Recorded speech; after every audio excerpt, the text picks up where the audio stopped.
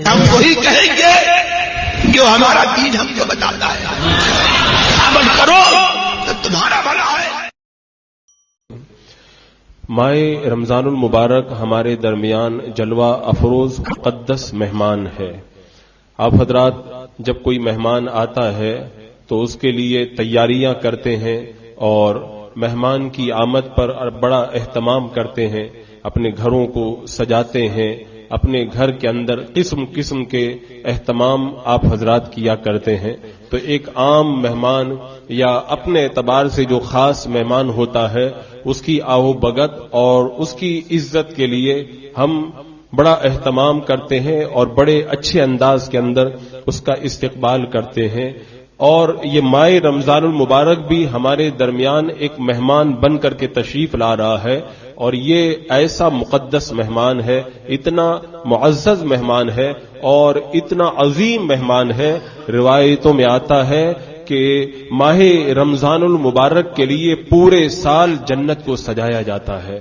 تو اس کی عظمت کا آپ اندازہ لگائیں کہ اس کا اہتمام ہم زمین پہ کیا کریں، آسمانوں پر اس کا اتنا زبردست اہتمام اور اتنا زبردست استقبال ہوتا ہے کہ پورا سال جنت کو اور جنتوں کو اس ماہ رمضان المبارک کی آمد کے لیے سجایا جاتا ہے، سنوارا جاتا ہے، اہتمام کیا جاتا ہے.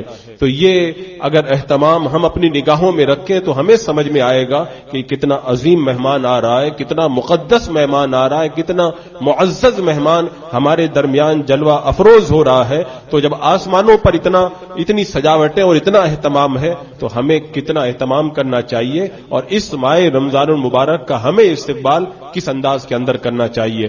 اور ایک حدیث پاک میں آقا کریم علیہ السلام نے جو فرمایا اس کا مفہوم یہ ہے کہ اگر امت کو یہ پتا ہوتا کہ ماہ رمضان المبارک کیا چیز ہے تو وہ یہ تمنا کرتے کہ کاش پورا کا پورا سال رمضان المبارک ہوتا. یعنی پورا سال ماہ رمضان ہونے کی تمنا امت کرتی اگر امت کو اس کی اہمیت کا پتہ چل جاتا. تو جن حضرات کو اس کی اہمیت معلوم ہے، اس کی قدر معلوم ہے، وہ تو ہر وقت یہی دعا کرتے ہیں اللہ ماہ رمضان عطا فرما دے. اور میں اور آپ تو کیا، سید المعصومین آقا کریم صلی اللہ تعالی علیہ وسلم خود اللہ کی بارگاہ کے اندر یہ دعا کرتے تھے ماہ رجب کے آغاز کے اندر کہ اللہم بارک لنا فی رجب و شعبان، اے اللہ تو ہمارے لیے رجب کے اندر اور شعبان المعظم کے اندر برکت عطا فرما، وبلغنا رمضان، اور ہمیں ماہ رمضان المبارک تک پہنچا دے. اللہ کے رسول علیہ السلام خود ماہ رمضان المبارک کے لیے اللہ کی بارگاہ میں دعا فرماتے. اور اسلاف کے بارے میں نے روایتوں میں یہ پڑھا ہے کہ جس طرح ایک دلہن اپنے دولہا کا انتظار کرتی ہے، اسی طرح بزرگان دین ماہ رمضان کا انتظار کیا کرتے تھے. اور وہ صرف سال میں ایک مہینہ ماہ رمضان نہیں مناتے تھے، وہ پورا سال ماہ رمضان منایا کرتے تھے. اور ان کے پورا سال ماہ رمضان منانے کا طریقہ یہ تھا کہ جب ماہ رمضان المبارک کے آنے میں 6 مہینہ باقی رہتا تو وہ دعا کرنا شروع کر دیتے، اے اللہ ماہ رمضان عطا فرما، اے اللہ ماہ رمضان عطا فرما. 6 مہینہ پہلے ماہ رمضان المبارک کے لیے اللہ کی بارگاہ کے اندر وہ دعا شروع کر دیتے تھے. اور ان کو یہ قدر پتا تھی، ہمیں قدر پتا نہیں ہے اس لیے ہم سمجھ نہیں پا رہے ہیں. 6 مہینہ تک وہ دعا کرتے، اے اللہ ماہ رمضان عطا فرما. اور جب ماہ رمضان مبارک آتا خوب بڑھ چڑھ کر کے نیکیاں کرتے، خوب ذوق و شوق کے ساتھ میں عبادتیں کرتے. اور جب ماہ رمضان گزر جاتا تو 6 مہینے تک دعا کرتے، اے اللہ ماہ رمضان میں جو ہم نے عبادت کی ہے ان عبادتوں کو اپنی بارگاہ میں تو قبول فرما لے. تو 6 مہینہ دعا کر کے گزار دیتے اور 6 مہینہ اعمال کی قبولیت کے لیے دعا کر کے گزار دیتے. اس طرح پورا کا پورا سال وہ ماہ رمضان منایا کرتے تھے. یہ ہمارے اسلاف اور ہمارے بزرگوں کا طریقہ. حضرت انس رضی اللہ تعالیٰ عنہ بیان فرماتے ہیں کہ پہلے کے زمانے میں مسلمانوں کا طریقہ یہ تھا کہ جب رمضان المبارک آنے والا ہوتا تو وہ خوب صدقہ کرتے، اپنے مالوں کی زکوٰۃ نکال دیتے اور خوب عبادت کرنے لگ جاتے. یعنی ماہ رمضان میں تو بندہ عبادت کرتا ہی ہے، حضرت انس رضی اللہ تعالیٰ عنہ فرماتے ہیں شعبان ہی کے اندر بزرگان دین اور مسلمان تیاری شروع کر دیتے کہ ہم نیکی کرنے کی ابھی سے ہی تیاری کرنا شروع کر دیں تاکہ ماہ رمضان آئے تو اور زیادہ ہم ماہ رمضان کے اندر عبادت و ریاضت کر سکیں۔ تو عزیزان مکرم، اتنا مقدس اور اتنا عظمت والا مہینہ ہمارے درمیان جلوہ افروز ہو رہا ہے۔ اس مہینے کی شان یہ ہے کہ جب ماہ رمضان المبارک کا چاند نظر آیا کرتا تھا تو اللہ کے رسول صلی اللہ تعالی علیہ وسلم ماہ رمضان المبارک کے چاند کو دیکھ کر کے یہ فرمایا کرتے تھے یہ خیر و برکت کا چاند ہے، یہ خیر و برکت کا چاند ہے۔ اور جب ماہ رمضان المبارک آتا تو اللہ کے رسول علیہ السلام صحابہ کو مبارکباد دیا کرتے تھے اور فرمایا کرتے تھے یہ خیر و برکت کا مہینہ جلوہ افروز ہوا ہے جس مہینے کے اندر، جس مہینے کی پہلی رات کے اندر اللہ تبارک و تعالی سارے اہل ایمان کی مغفرت فرما دیتا ہے۔ یعنی اللہ کے رسول علیہ السلام صحابہ کو ہم لوگ بھی بہت مبارکباد دیتے ہیں اور ہمارے مبارکباد دینے کا طریقہ الگ ہے۔ سید المعصومین آقا کریم علیہ الصلوۃ والسلام خود صحابہ کرام کو ماہ رمضان کی مبارکباد عطا فرما رہے ہیں۔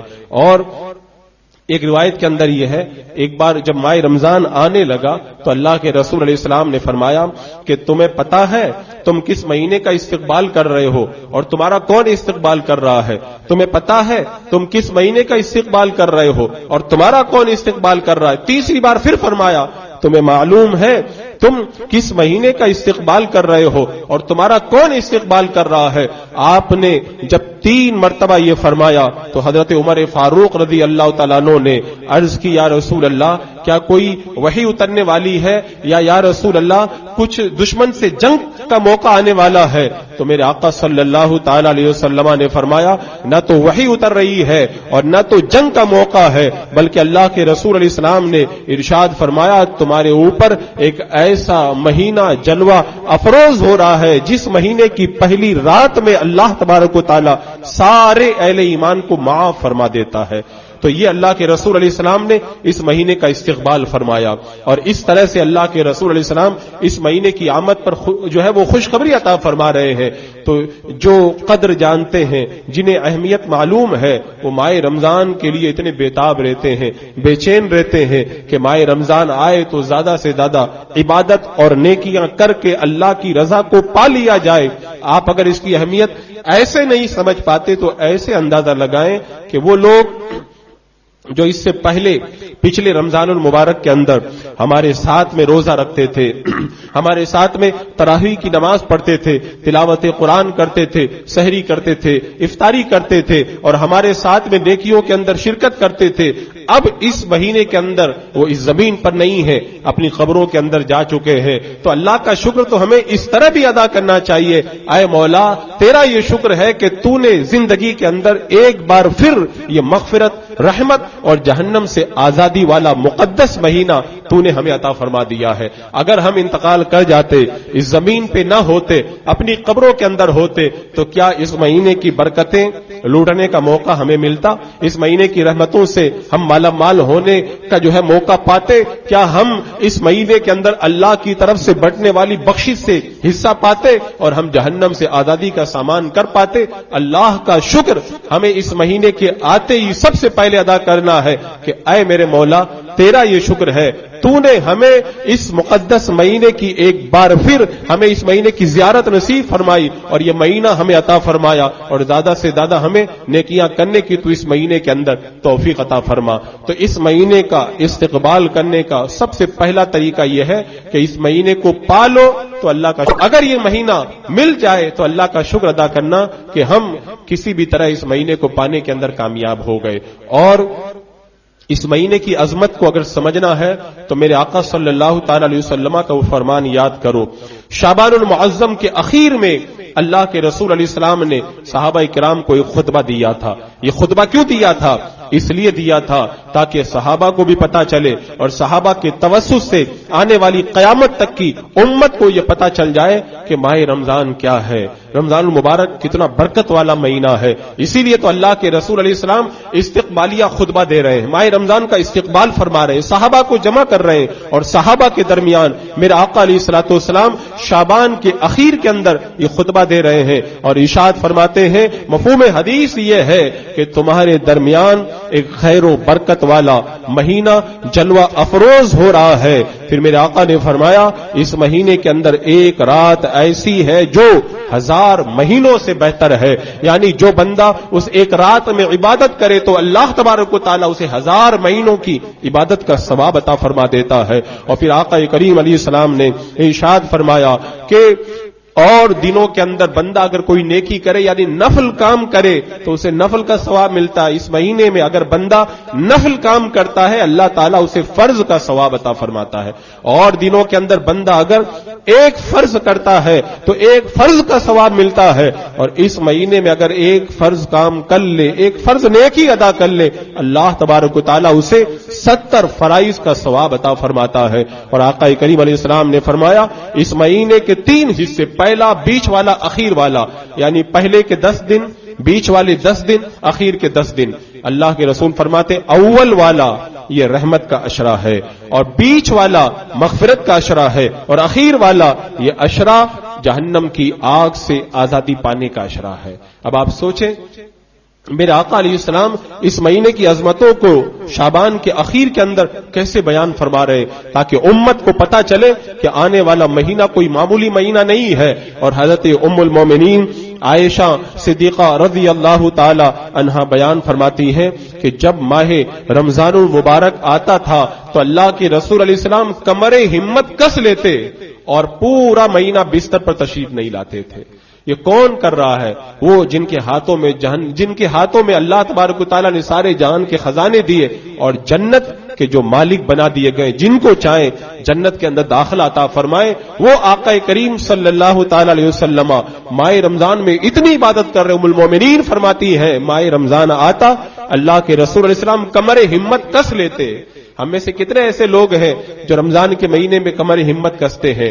ویسے ہی اللہ کے رسول علیہ السلام اتنی عبادت کرتے تھے. خود رب نے فرمایا یا ایھا المزمل قم اللیل الا قلیلا, یعنی میرے رب نے خود اپنے حبیب سے فرمایا اے محبوب رات میں آرام بھی کیا کرو. مفہوم یہی ہے آیت کریمہ کا. میرا آقا علیہ السلام پوری رات عبادت کرتے, پائے مبارک کے اندر ورم پڑ جاتے. رب نے فرمایا محبوب رات میں عبادت بھی کیا کرو اور آرام بھی کرو. لیکن میرے آقا علیہ السلام ماہ رمضان کے آنے پر اتنی عبادت کرتے, ام المومنین فرماتی ہے کمر ہمت کس لیتے اور ختم رمضان المبارک تک بستر پر تشریف نہیں لاتے. اور ام المومنین فرماتی ہیں کہ اللہ کے رسول علیہ السلام جب ماہ رمضان آتا تو آپ کے چہرے کا رنگ متغیر ہو جاتا. متغیر ہونے کا مطلب یہ نہیں کہ چہرے کا رنگ جیسے بدل جاتا, یعنی متغیر ہونے کا مطلب یہ خوف خدا سے اور اللہ کے خوف کے جو آثار ہوتے ہیں وہ آپ کے چہرے پہ نظر آنے لگتے. اللہ کے خوف سے آپ جو ہے وہ اور زیادہ عبادت کے لیے تیار ہو جاتے. پھر فرماتی ام المومنین پھر آپ ماہ رمضان میں بکثرت عبادت کیا کرتے تھے. اور پھر فرماتی ہے ام المومنین عائشہ صدیقہ رضی اللہ تعالی عنہا کہ اللہ کے رسول صلی اللہ تعالی علیہ وسلم ماہ رمضان میں پوری رات جاگتے تھے, اور جب آخری 10 دن رہ جاتے تو اللہ کے رسول علیہ السلام ساری ازواج مطہرات کو بھی جگایا کرتے تھے, سب رات بھر عبادت کیا کرتے تھے. اب آپ سوچیں میرے آقا علیہ الصلوۃ والسلام کتنی عبادت کرتے, اور دنوں میں بھی قرآن پڑھتے لیکن ماہ رمضان میں اور زیادہ قرآن کی تلاوت کرتے, اور دنوں میں بھی صدقہ کرتے. لیکن میرے آقا علیہ السلام اس ماہ رمضان المبارک میں تیز چلنے والی ہوا سے بھی زیادہ صدقہ و خیرات کیا کرتے تھے. اللہ کے رسول علیہ السلام کی عبادت و ریاضت کو جب دیکھو آپ ماہ رمضان المبارک کے اندر تو ہمیں حیرت ہوتی ہے, کہاں وہ معصوموں کے سردار اور کہاں ہم سر سے لے کے پاؤں تک گنہگار.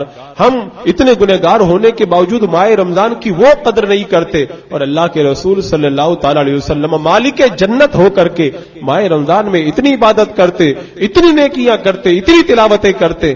اللہ اکبر. تو عزیزان مکرم یہ ماہ رمضان المبارک ہمارے درمیان جلوہ افروز ہو رہا ہے. ہمیں اور آپ کو اس کا استقبال کرنا ہے.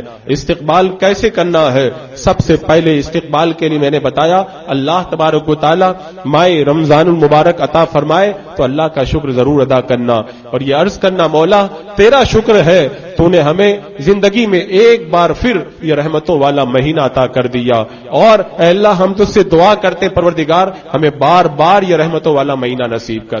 جو لوگ قبروں میں پہنچ گئے ان سے جا کر کے پوچھو وہ کتنی تمنا کر رہے ہیں, کتنی آرزو کر رہے ہیں کاش ہم بھی دنیا میں زندہ ہوتے, ماہ رمضان ہمیں بھی زندگی میں ملتا.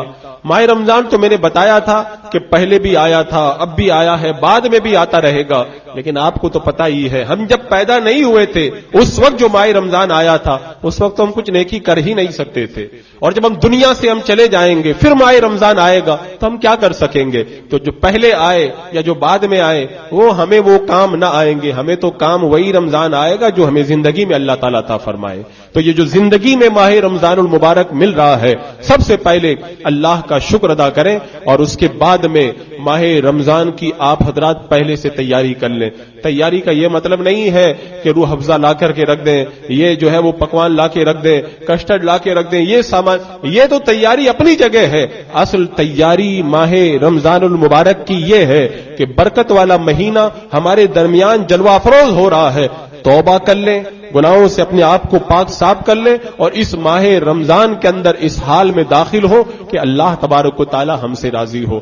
ایک بات ہمیشہ یاد رکھیں کہ اگر کوئی بندہ یہ چاہتا ہے کہ جب رمضان کا چاند نظر آئے گا تو میں نیک بن کر کے نیکی کروں گا، تو میں کہتا ہوں پورا مہینہ گزر جائے گا، وہ جس طرح سے نیکی کرنا چاہیے نہیں کر پائے گا۔ اس کے لیے سب سے اچھا طریقہ یہ ہے کہ ابھی سے ہی آپ حضرات خوب نیکی شروع کر دیں، کیونکہ جب 2 4 5 دن ماحول بن جاتا ہے تو پھر ماہ رمضان کے شروع ہوتے ہی نیک کاموں میں دل لگتا ہے۔ ورنہ میں نے کتنے لوگوں کو دیکھا کہ وہ سوچتے ہیں کہ جب رمضان مبارک آئے گا تو میں نیک بن جاؤں گا، اور پھر جب رمضان مبارک کا مہینہ شروع ہو جاتا ہے بولے ہاں کل سے مجھے یہ کرنا ہے، اور پھر دوسرے دن پلان بناتا ہے کہ میں کیا کروں، پہلے قرآن شریف پڑھ لوں اور پھر یہ کر لوں، اور کتنے ایسے لوگ پورا مہینہ گزر جاتا ہے اور وہ کسی طرح سے قابل قدر نیکیاں انجام نہیں دے پاتے ہیں۔ تو اس کے لیے سب سے اچھا اور آسان طریقہ یہ ہے آج ہی آپ لوگ اپنا کچھ وقت نکال کر کے ماہ رمضان کا ایک شیڈول بنا لیں، ماہ رمضان کے لیے ایک ٹارگٹ متعین کر لیں کہ ہمیں ماہ رمضان میں چاند نظر آنے سے لے کر کے عید کا چاند نظر آنے تک دن میں کیا کرنا ہے، رات میں کیا کرنا ہے، کیا کیا پڑھنا ہے، اور کس انداز کے اندر کب کب کتنے منٹ تک عبادت کرنی ہے۔ اور میں یہ مشورہ دوں گا کہ بہتر یہ ہوگا ایک کاپی کے اندر آپ لوگ باقاعدہ لکھ کر کے رکھ لیں کہ فجر بعد میں یہ پڑھوں گا، ظہر میں یہ کام کروں گا، عصر کی نماز کے بعد یہ کروں گا، مغرب میں یہ کروں گا، عشاء کی راتوں میں اس طرح عبادت کروں گا۔ جب آپ اپنا ایک ٹارگٹ بنا لیں گے تو انشاءاللہ آپ کو نیک کام میں بڑا لطف آئے گا اور بڑا مزہ آئے گا۔ حضرت امام غزالی رحمۃ اللہ تعالی علیہ فرماتے ہیں کہ جس کی زندگی میں ترتیب نہیں ہوتی ہے وقت کے اندر اس کی زندگی برباد ہو جاتی ہے، اور صحیح بات ہے، کتنے لوگ یہ کروں کے اندر ٹائم خراب کر دیتے ہیں۔ تو بہتر یہ ہے کہ پہلے سے ایک ٹارگٹ بنا لے۔ رب نے فرمایا نا کہ فاستبقوا الخیرات، نیک کاموں کے اندر ایک دوسرے سے آگے بڑھو، تو اب ایک ٹارگٹ بنا لو کہ ہمیں ماہ رمضان المبارک کے اندر اس انداز کے اندر نیکیاں کر کے خوب آگے بڑھ جانا ہے۔ وہ حدیث پاک میں جو فرمایا گیا کہ میرے آقا صلی اللہ تعالی علیہ وسلم حضرت کعب بیان کرتے ہیں اللہ کے رسول علیہ السلام نے ارشاد فرمایا سب لوگ میرے ممبر کے پاس آ جاؤ۔ اب صحابہ کرام ممبر کے پاس جمع ہو گئے، میرے آقا علیہ السلام ممبر کے پاس صحابہ کو بلا رہے ہیں، بڑی اہم بات ہے تبھی تو بلا رہے ہیں۔ اب صحابہ کرام جب ممبر رسول کے پاس جمع ہو گئے، اللہ اکبر، کتنا روحانی سما ہوگا، وہ کونین کا دولہا ممبر پر جلوہ افروز ہو، وہ ممبر نور پر، اور صحابہ کا نورانی مجمع وہ چاند تاروں کی طرح جگمگاتے ہوئے ہدایت کے ستارے سب مجمع کی شکل کے اندر تشریف فرما ہو۔ اب میرے آقا علیہ السلام ممبر پہ تشریف فرما ہوئے، آپ نے پہلے زینے پہ قدم رکھا، کہا آمین، دوسرے زینے پہ قدم رکھا، کہا آمین، تیسرے زینے پہ قدم رکھا، کہا آمین۔ اب صحابہ کرام حیران ہیں، ایسا کبھی بھی نہیں ہوا جب آپ ممبر سے نیچے تشریف لائے۔ صحابہ کرام نے عرض کی یا رسول اللہ اس سے پہلے تو ایسا کبھی بھی نہیں ہوا، آج جب ممبر پہ آپ جب تشریف لے جا رہے تھے آپ نے 3 مرتبہ آمین کا بات سمجھ میں نہیں آئی۔ اللہ کے رسول علیہ السلام نے ارشاد فرمایا جب میں نے ممبر کے پہلے زینے پہ قدم رکھا حضرت جبریل نے کہا ہلاک ہو وہ بندہ جس نے ماہ رمضان پایا اور اپنی مغفرت نہ کروائی، تو میں نے کہا آمین۔ اب آپ سوچیں آپ لوگوں میں سے اور ہم لوگوں میں سے کتنے بلکہ سب لوگوں نے ماہ رمضان مبارک پائے ہیں، کیا ہم نے اپنی مغفرت کروا لی؟ پچھلے رمضان میں کیا ہم نے اتنی نیکیاں کی کہ ہماری مغفرت ہو جائے؟ اس سے پہلے بھی ماہ رمضان آیا تھا، اس سے پہلے بھی آیا تھا، کسی نے 10 رمضان کے مہینے پائے بالغ ہونے کے بعد، کسی نے بالغ ہونے کے بعد 20، کسی نے 30، کسی نے 50 مہینے ماہ رمضان کے پا لیے۔ ایک ماہ رمضان مبارک اگر کوئی بندہ پا لے اور وہ اپنی مغفرت نہ کروائے، حضرت جبریل کہہ رہے ہیں وہ ہلاک ہو جائے، میرے آقا فرماتے آمین۔ ادھر ملائکہ کے سردار کہہ رہے ہیں اور ادھر انبیاء کے سردار آمین کہہ رہے ہیں. اب آپ سوچیں, اپنا جائزہ لیں, ہم میں سے کتنے ایسے لوگ ہیں جنہوں نے ماہ رمضان پا کر کے اپنی مغفرت کروائی ہے؟ اگر کروائی ہے سب کو مبارکباد ہے جنہوں نے اپنی مغفرت کروا لی. لیکن اگر ماہ رمضان المبارک پانے کے بعد ہم نے اپنی مغفرت نہ کروائی تو کیا یہ ہلاکت نہیں ہے ہمارے لیے؟ کیا ہمارے لیے بربادی نہیں ہے؟ کیا ہمارے لیے جہنم میں جانے کا سامان نہیں ہے؟ تو خدا کے لیے اب تک جو ہوا سو ہوا, اس کے لیے اللہ کی بارگاہ میں توبہ کرے اور اب یہ تہیہ کر لے. آج اب جو ماہ رمضان آ رہا ہے, انشاءاللہ اس ماہ رمضان مبارک کے اندر میں اتنے نیک کام کروں گا, اتنا اپنے مولا کو راضی کروں گا کہ انشاءاللہ میں اپنے رب کو راضی کر کے اپنی مغفرت کا سامان کرا لوں گا اور ہلاکت سے بچ جاؤں گا. یہ تہیہ کریں, اپنے دل میں پورا ارادہ کریں. آگے حدیث پاک میں ہے, جب دوسرے زینے پہ میں نے قدم رکھا تو حضرت جبریل امین نے کہا کہ ہلاک ہو وہ بندہ جس پر کہ آپ پر درود پڑا جائے, آپ کا نام لیا جائے اور وہ آپ پر درود پاک نہ پڑے. آپ کا نام لیا جائے اور وہ آپ پہ درود پاک نہ پڑے. تو میں نے کہا آمین. اور جب تیسرے زینے پہ میں نے قدم رکھا تو حضرت جبریل امین نے کہا جس نے اپنے ماں باپ کو یا دونوں میں سے کسی ایک کو بڑھاپے کی حالت میں پایا اور ان کی خدمت کر کے جنت میں جانے کا سامان نہ کیا, وہ بھی ہلاک ہو جائے. اس پر بھی میں نے آمین کہا. خیر, تو یہ حدیث پاک سے ہمیں یہ پتا چلا کہ ماہ رمضان کوئی بندہ پا لے اور پھر بھی گناہوں سے پاک صاف نہ ہو تو ماہ رمضان تو برکتیں لے کر کی آتا ہے. اگر ہم مغفرت نہ کرا سکے, یہ ہماری کمی ہے, ہماری کوتاہی ہے, ہماری ناکامی ہے. اب تک جو کوتاہی ہوئی اللہ معاف کرے, لیکن اس رمضان المبارک کے اندر یہ وعدہ کر لو ہمیں کوتاہی بالکل نہیں کرنا ہے. تو عزیزان مکرم, تو یہ کام آپ کر لیں. آج ہی ایک چارٹ بنا لیں ہمیں کیسے عبادت کرنی ہے. مختصر طور پر میں بتا دوں, کیونکہ اگر میں سب کے لیے ایک چارٹ بتاؤں تو بڑا مسئلہ ہے. بہت سارے لوگ ہیں جن کو کوئی کام نہیں ہے, وہ زیادہ عبادت کر سکتے ہیں. کچھ ایسے لوگ ہیں جو محنت مزدوری کرنے والے ہیں, وہ زیادہ عبادت نہیں کر سکتے. اور کچھ لوگ جو ہیں وہ بہت ہی زیادہ جو ہے مصروف رہتے ہیں, ان کے بال بچوں کا خرچ اٹھانا ان کے لیے بڑا لمبا مسئلہ ہے. تو ہر ایک بندہ ہر طرح سے زیادہ عبادت نہیں کر سکتا. لیکن اگر متوسط طور پر دیکھا جائے تو ہونا یہ چاہیے کہ ہم جب سحری کے وقت میں اٹھیں تو تھوڑا پہلے اٹھ جائیں. اور دنوں میں تہجد کی نماز ہم لوگ نہیں پڑھ سکتے, اور تہجد کی نماز سبحان اللہ اتنی زبردست عبادت ہے. قیامت کے میدان میں تہجد گزاروں کی الگ ہی شان ہوگی. ان کے چہرے کیسے جگمگا رہے ہوں گے اور جنت میں وہ کیسے آگے آگے جا رہے ہوں گے. تو انشاءاللہ ہم یہ وعدہ کریں کہ سب سے پہلے جب ہم اٹھیں گے تو ماہ رمضان میں ہمارے کاموں کا آغاز تہجد کی نماز سے ہوگا. کم سے کم 2 رکعت یا 8 رکعت 2 رکعت کر کے ہم تہجد کی نماز پڑھیں گے. پھر سحری کھائیں گے. تہجد کی نماز پڑھنا یہ بھی عبادت, سحری کرنا یہ بھی عبادت. اور سحری کرنے کے بعد میں ہم تسبیح و تحلیل کے اندر مگن ہو جائیں گے, کلمہ شریف کا ورد کریں گے. یہ بتا دوں میں, اللہ کے رسول علیہ السلام نے فرمایا کہ ماہ رمضان المبارک میں 4 کام کرو. میرے آقا نے فرمایا ماہ رمضان المبارک میں 4 کام کرو. 2 کام اللہ کو راضی کرنے کے لیے کرو, اور 2 کام اس لیے کرو کہ ان 2 کاموں سے تم بے نیاز نہیں ہو, ان 2 کاموں کی تمہیں ضرورت ہے. تو ماہ رمضان میں یہ 4 کام بھی آپ کو کرنے ہیں. پہلا کام, میرے آقا فرماتے ہیں کہ ماہ رمضان المبارک میں کثرت سے کلمہ شریف کا ورد کرو. لا الہ الا اللہ محمد رسول اللہ خوب پڑھو. ماہ رمضان میں کون وظیفہ بتا رہا ہے؟ یہ میرا اور آپ کا بتایا وظیفہ نہیں ہے, خود آقا کریم سید المعصومین صلی اللہ تعالی علیہ وسلم نے یہ وظیفہ بتایا ہے. اگر کہیں کسی کو وظیفہ پوچھنا ہے تو کہیں جانے کی ضرورت نہیں ہے. میرے آقا علیہ السلام نے ماہ رمضان کا وظیفہ ہمیں پہلے ہی بتا دیا کہ اگر ماہ رمضان میں تمہیں کوئی وظیفہ پڑھنا ہے تو لا الہ الا اللہ محمد رسول اللہ یہ وظیفہ پڑھو. کتنا پڑھو؟ تم جتنا پڑھ سکتے ہو اتنا پڑھو. میں تو کہتا ہوں اتنا پڑھو کہ اس کلمے کے رنگ کے اندر رنگ جاؤ اور تمہارا دل روشن اور تابناک ہو جائے. اور اس کی برکتیں اتنی زیادہ ہیں, اس کے لیے الگ سے پوری ایک مکمل تقریر کرنے کی ضرورت ہے کہ اس کلمہ شریف کی برکتیں کتنی زیادہ ہیں. بس میں اتنا کہوں گا کہ جس طرح لوہے پہ زنگ لگ جاتا ہے تو پھر وہ لوہا زنگ آلود ہو کر کے بیکار ہو جاتا ہے, تو اس کو صاف کرنے کا کوئی طریقہ ہوتا ہے.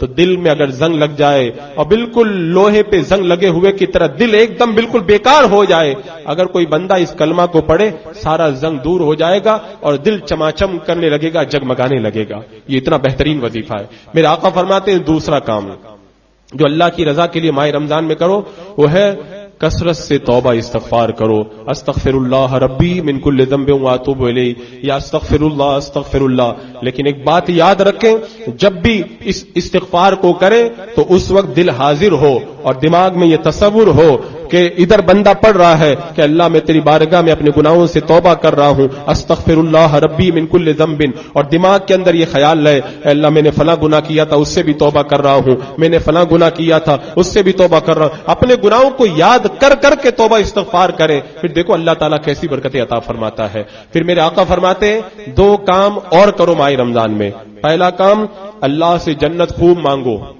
रमजान के महीने में अल्लाह से खूब जन्नत मांगो और जन्नत का सवाल करे, अल्लाह जन्नतुल फिरदौस अता फरमा। और अगर मोहब्बत में दुआ करो तो इस तरह दुआ करो, अल्लाह जन्नत दे और जन्नत में तेरे हबीब का साथ हमें अता फरमा। अल्लाह की बारगाह में इस तरह दुआ करो, क्योंकि रिवायतों में आता है जब कोई बंदा 3 मरतबा अल्लाह से जन्नत मांगता है तो जन्नत खुद अल्लाह से कहती है अल्लाह ये जन्नत का सवाल कर रहा है, ये जन्नत की नेमतें तो इसको अता फरमा दे। और चौथा काम, माह रमजान में अल्लाह से खूब दुआ करो, अल्लाह हमें जहन्नम के अजाब से बचा, क्योंकि जब 3 मरतबा बंदा जहन्नम के अजाब से बचने की दुआ करता है तो जहन्नम खुद अल्लाह की बारगाह में अर्ज करता, मौला इसे तो मेरे अजाब से बचा ले। तो आप देखें माह रमजान में हम बहुत दुआ करते हैं जहन्नम से बचने की, हमें ध्यान नहीं रहता। आप लोग तरावी पढ़ते हो, तरावी में 4 रकात के बाद बैठते हो तो क्या पढ़ते हो, अल्लाहुम्मा अजिरनी मिनन नार, अल्लाहुम्मा अजिरनी नार, या मुजीरो या मुजीरो। तो यही तो पढ़ते हो, इसका मतलब ही यही है अल्लाह हमें जहन्नम के अजाब से बचा। हम पढ़ते हैं लेकिन हमें पता ही नहीं रहता है। तो दुआ करो तो तसव्वुर करो कि हम जहन्नम के अजाब से बचने के लिए अल्लाह की बारगाह के अंदर दुआ कर रहे हैं। और इस महीने का आखिरी अशरा तो जहन्नम से आजादी का ही अशरा है। और रिवायतों में मौजूद है इस महीने की पहली रात ही में अल्लाह ताला बंदों की तरफ निगाह रहमत फरमाता है, रोजाना 10 लाख लोगों को जहन्नम से आजादी देता है। और जुमा के दिन, माह रमजान के जुमा के दिन हर घड़ी 10 लाख लोगों को जहन्नम से आजादी दी जाती है। और जब आखिरी तारीख आती है तो पूरे महीने में जितने लोगों की मग़फ़िरत की गई है उतने लोगों की अल्लाह ताला आखिरी रात में जहन्नम की आग से आजादी अता फरमाता है और उनकी मग़फ़िरत फरमा देता है। तो अजीज़ान मुकर्रम, इस महीने के अंदर कसरत से हमें जो है वो अल्लाह की बारगाह में दुआ करना चाहिए, अल्लाह हमें जहन्नम के अज़ाब से बचा। तो अजीज़ान मुकर्रम, चार्ट बना लें, ताज्जुद पढ़ें, सहरी करें और उसके बाद में तस्बीह पढ़ने लग जाएं। वो तस्बीह जो मैंने बताई थी, सुबहान अल्लाहि व बिहम्दिही, सुबहान अल्लाहिल अज़ीम व बिहम्दिही अस्तग़फिरुल्लाह, इसको आप पढ़ें फजर के वक्त में। कौन कहता है कारोबार नहीं चलता और कौन कहता है कि रोजी में बरकत, इसको पढ़ के देखो। ये वो वक्त होता है फजर का कि जो रोजी वाले फरिश्ते हैं, वो रोजी वाले फरिश्ते जब आते हैं और ये तस्बीह उन्हीं की तस्बीह है, जब वो पढ़ता हुआ देखते हैं कि तो हमारी वाली तस्बीह पढ़ रहा है तो अल्लाह की बारगाह में जाकर के फिर हमारे लिए रोजी का अच्छा इंतजाम फरमा देते हैं वो। तो तस्बीह पढ़ें, दरूद पाक 100 मरतबा पढ़ें और टाइम मिले तो ला हौला वला कुव्वता इल्ला बिल्लाहिल अलील अज़ीम इसे 100 मरतबा पढ़ें। और बहुत सारे वज़ाइफ, कलमा शरीफ वगैरह का खूब विर्द करते रहें। फजर की नमाज पढ़ें, फजर की नमाज के बाद में बैठे रहें यहां तक कि सूरज निकलकर 20 मिनट हो जाए, उसके बाद में 2 रकात नमाज पढ़ें। रिवायतों में आता, हदीस पाक में है, अल्लाह ताला उसे एक हज और एक उम्रा का सवाब अता फरमाता है। फिर जब सूरज के अंदर कुछ तेजी आ जाए तो 12 रकात नमाज, चाश्त की नमाज पढ़े। अल्लाह के रसूल फरमाते जो चाश्त की 12 रकात पढ़ेगा अल्लाह उसे जन्नत के अंदर सोने का महल अता फरमाएगा। फिर बीच में जो वक्त मिले उसके अंदर कुरान की तिलावत करें। ज़ोहर के बाद में यहां दर्स रहता है, दर्स में शिरकत करें, उसके बाद में तिलावत कुरान में मगन हो जाएं। और फिर असर के बाद से लेकर मगरिब का वक्त जो है उसको बहुत ख्याल रखें। मैं देखता हूं कि लोग जो इफ्तारी का वक्त करीब हो जाता है वो बाहर रोड के ऊपर खरीदारी में लगे रहते हैं। वो खरीदारी का वक्त नहीं है, उसके लिए पहले आप लोग निपट लो। वो तो कबूलियत का वक्त है।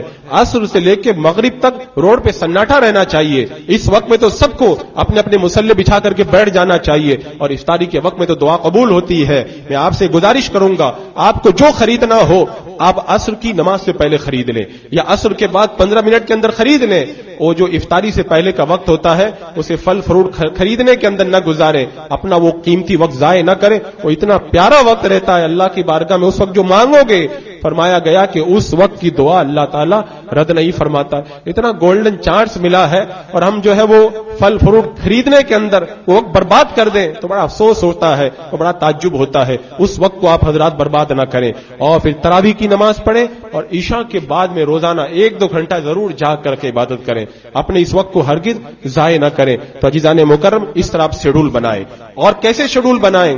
پچھلے رمضان میں اگر میں نے 1 ختم کیا ہے اس رمضان میں 2 ختم کروں گا. پچھلے رمضان میں اگر میں نے ہر روزانہ 10 نوافل پڑھے ہیں اس رمضان میں روزانہ 20 نوافل پڑھوں گا. پچھلے رمضان میں نے اگر 10,000 بار کلمہ پڑھا ہے اس رمضان میں 20,000 مرتبہ پڑھوں گا. اس طرح سے آپ لوگ پوری تیاری کریں اور پورا شیڈول بنائیں اور اس کے اندر کوئی کوتاہی نہ کریں. اس ماہ رمضان المبارک کو اب ہم بہت اچھے انداز میں گزاریں گے. پھر دیکھو اللہ تعالیٰ ہماری تکلیفوں کو کیسے دور فرماتا ہے اور کیسے اللہ تبارک و تعالیٰ حالات کو پلٹ کر کے ہمارے لیے زندگی کو بہتر سے بہتر بنا دیتا ہے. عزیزان مکرم اب ہم پوری طرح سے تیار ہو جائیں اور ماہ رمضان کے لیے عبادت و ریاضت کے لیے کمر کو کس لیں اور ارادہ کر لیں انشاءاللہ اب کی رمضان یہ ہماری زندگی کو بدلنے والا رمضان ہوگا. اللہ تبارک و تعالیٰ آنے والے ماہ رمضان مبارک کی ہمیں زیادہ سے زیادہ قدر کرنے کی توفیق عطا فرمائے.